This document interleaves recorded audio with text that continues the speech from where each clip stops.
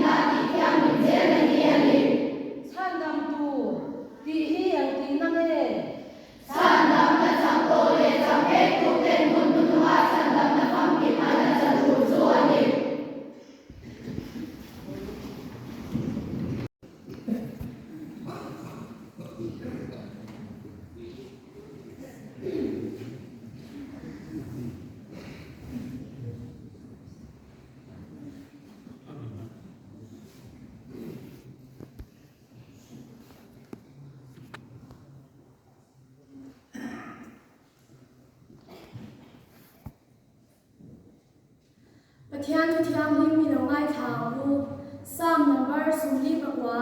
chang khat changa chang sari sum tama in ma a thak zia mitin reng te u hei hi ngai thang la khovela ong zong zong te u beng lo chiro u mi te re mi yan mi ho sa le mi te po in ka ka hian fin na thu ho soyanga ka thin lu ngai twa chu sia thiam na thu ani ang te khin thu a ka beng ka chianga ka thuri soi chu chin changin ka ship yang